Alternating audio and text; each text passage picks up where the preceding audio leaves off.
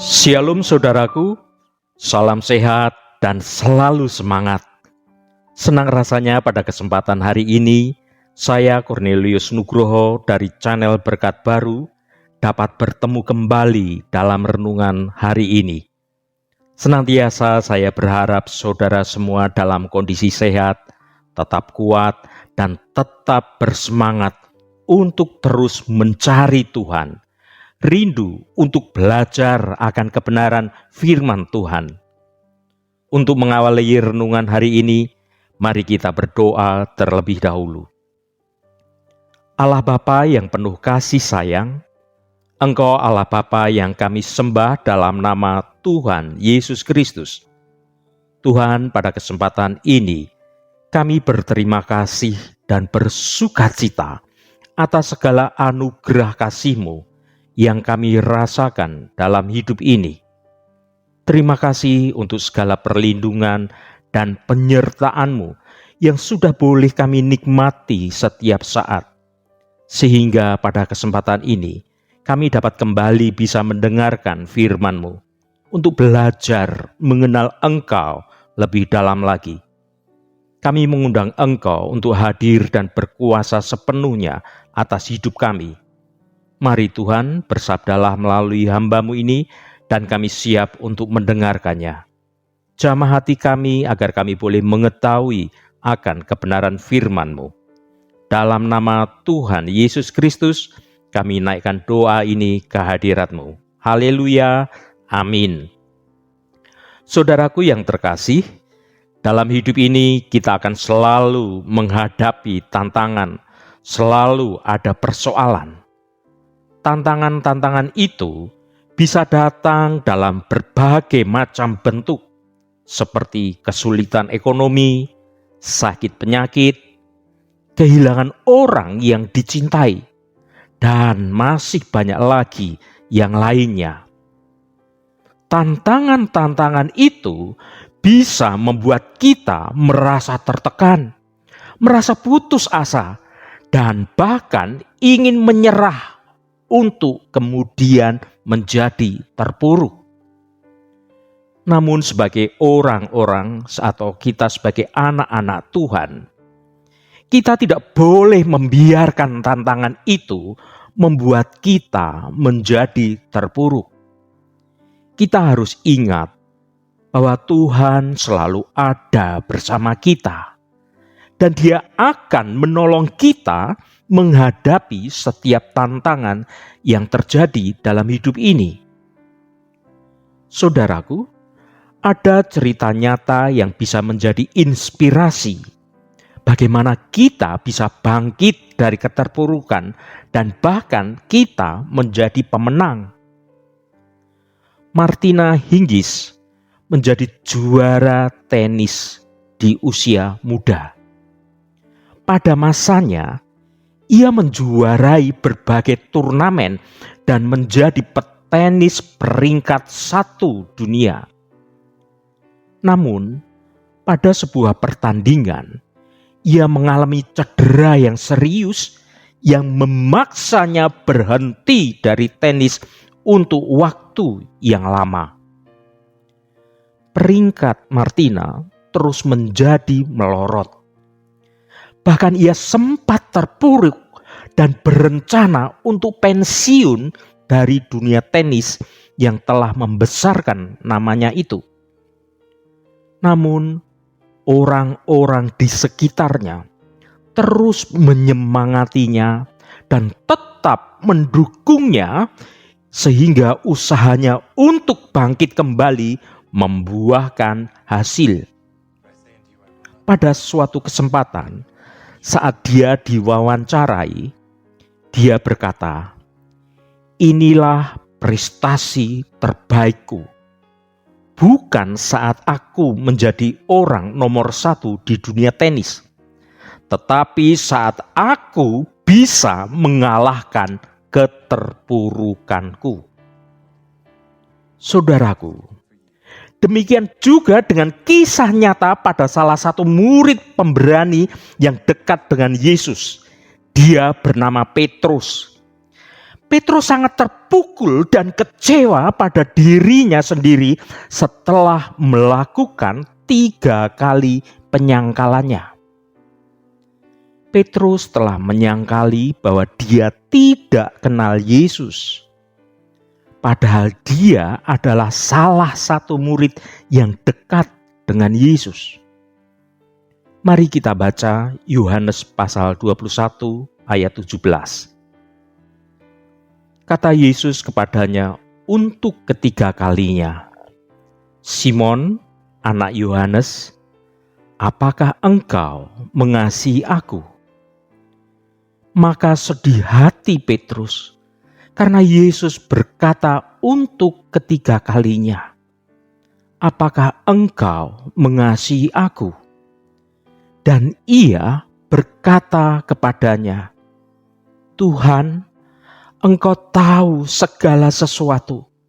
Engkau tahu bahwa aku mengasihi Engkau." Kata Yesus kepadanya, "Gembalakanlah domba-dombaku."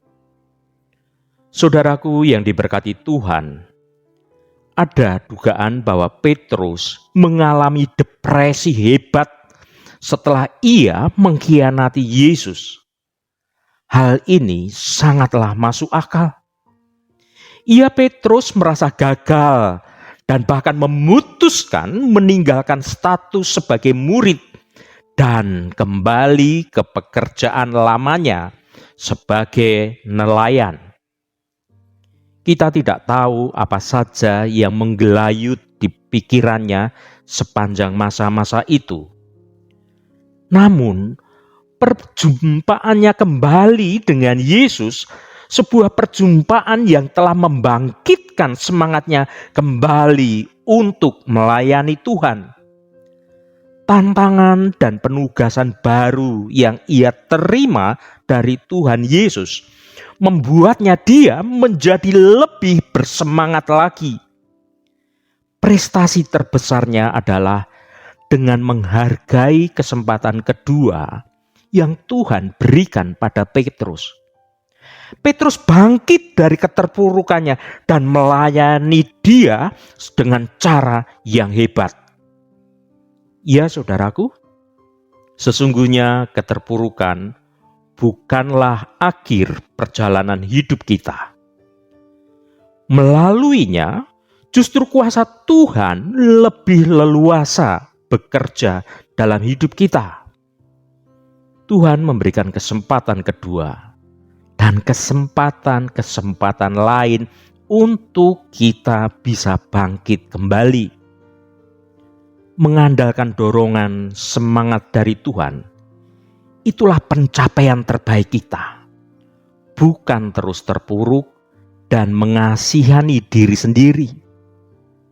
Saudaraku, kita mungkin dapat dengan mudah mengatakan kepada teman Anda yang sedang bersedih karena gagal.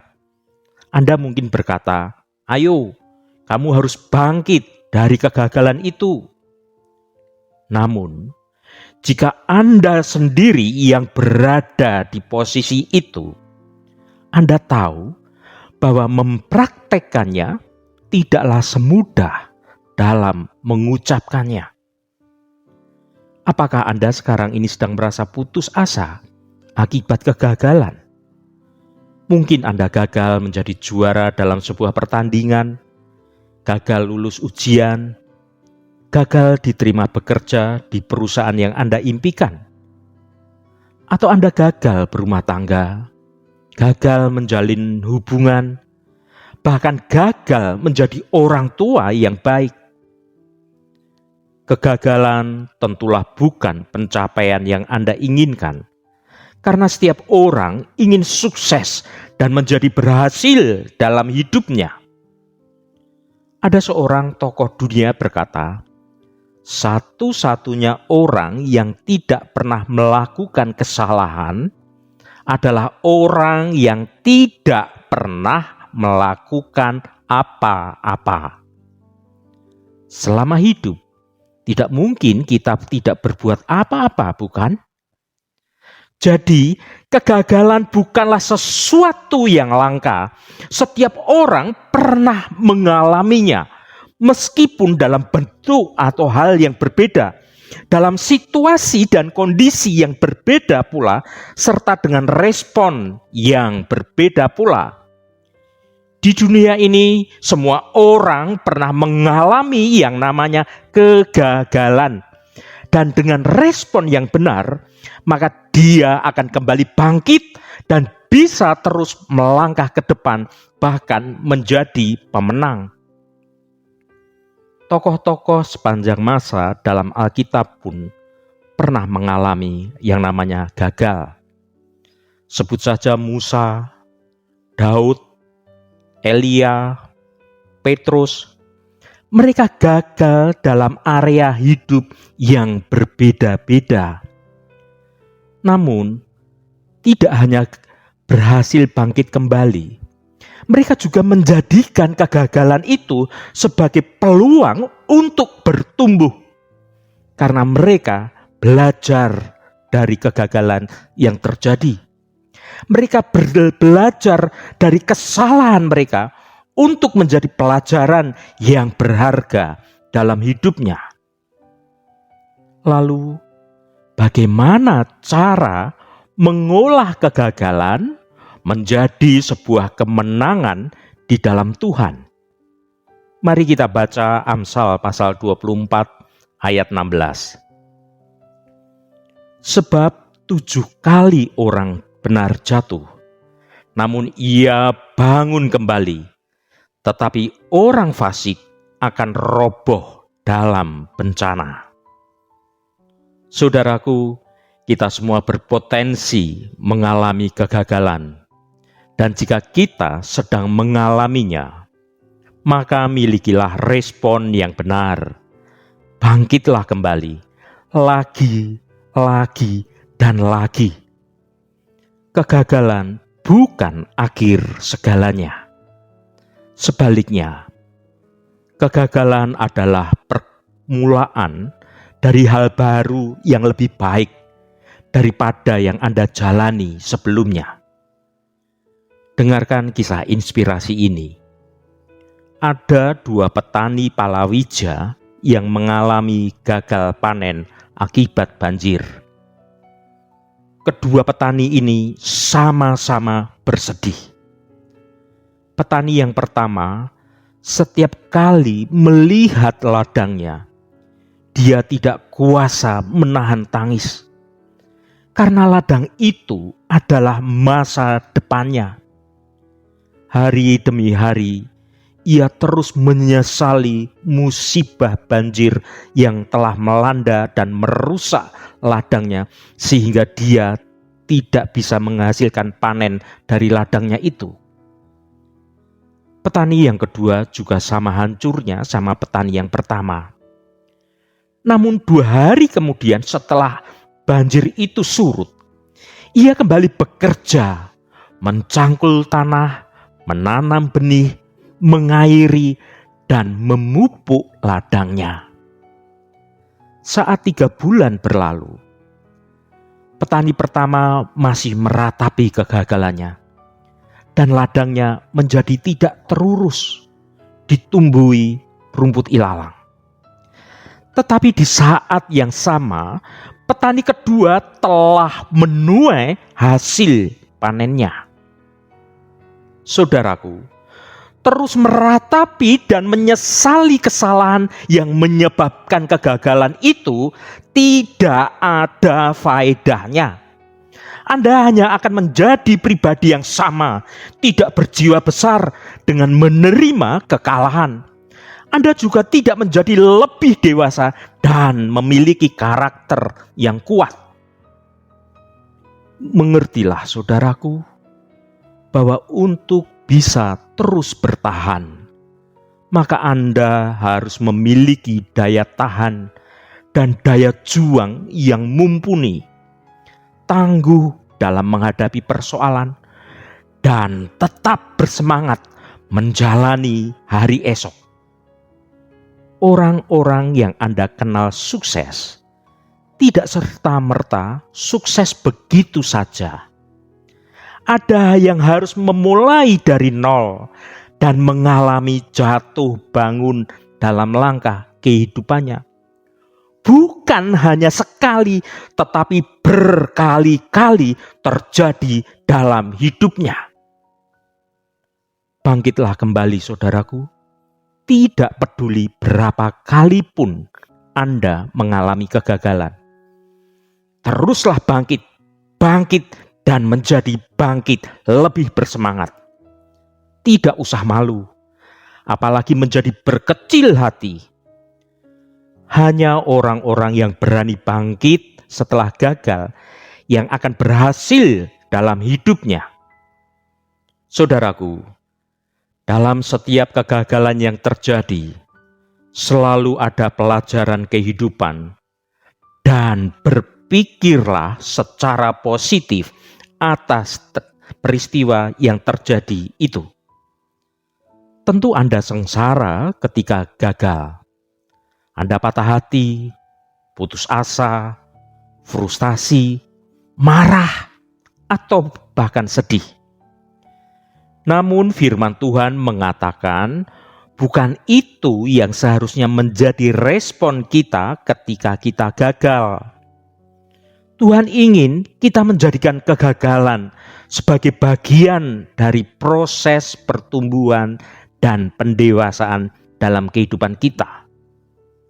Sebagai penutup renungan hari ini, saya Cornelius Nugroho dari channel Berkat Baru memotivasi Anda untuk tetap bersemangat dan bangkit dari keterpurukan. Ketika Anda tetap semangat berjalan dalam jalan kebenaran Tuhan, maka seburuk apapun kegagalan itu tidak akan mengurangi nilai Anda di mata Tuhan. Ketika engkau berusaha bangkit lagi, Tuhan pasti akan menolongmu. Karena prestasi terbesar dalam hidupmu adalah ketika engkau dapat bangkit dari keterpurukan akibat kegagalan.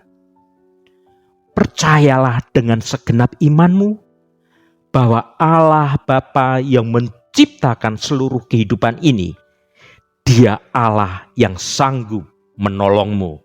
Haleluya, amin. Mari kita tutup renungan ini dengan berdoa. Bapa Surgawi yang kami sembah dalam nama Tuhan Yesus Kristus, terima kasih atas firman-Mu yang sudah kami dengar pada kesempatan ini. Tuhan, kami datang kepadamu saat ini dengan hati yang tulus. Kami telah mendengar khotbah tentang bangkit dari keterpurukan. Kami tahu bahwa kami semua pernah gagal dalam menjalani hidup ini. Kami telah membuat kesalahan dan kami telah mengalami kekecewaan. Tetapi kami percaya bahwa Engkau dapat membantu kami untuk senantiasa bisa bangkit dari kegagalan dan menjadi orang yang lebih baik, bahkan menjadi seorang pemenang. Kami senantiasa memohon Engkau untuk memberi kami kekuatan supaya kami bisa bangkit dari kegagalan ini. Roh Kudus akan menolong dan memampukan kami untuk belajar dari kesalahan kami dan tidak membuat kesalahan yang sama lagi. Tolong bantu kami untuk tetap positif dan tidak menyerah pada diri sendiri. Tuhan, kami juga memohon Engkau untuk memberi kami kasih dan pengertian-Mu.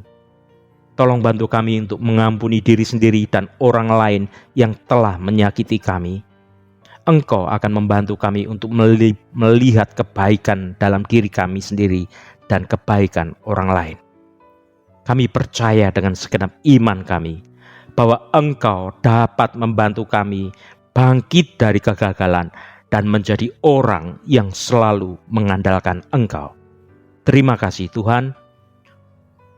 Tuhan, secara khusus kami berdoa untuk saudara-saudara kami dimanapun berada, yang saat ini sedang menderita sakit atau sedang mengalami pergumulan dalam hidupnya.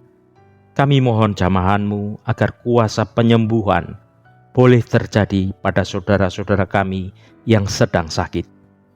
jamahan dan lawatan Engkau juga terjadi pada saudara-saudara kami yang sedang dalam pergumulan. Engkau bukakan jalan keluar bagi mereka yang hidup mereka boleh menikmati berkat-berkat anugerah kemurahan-Mu.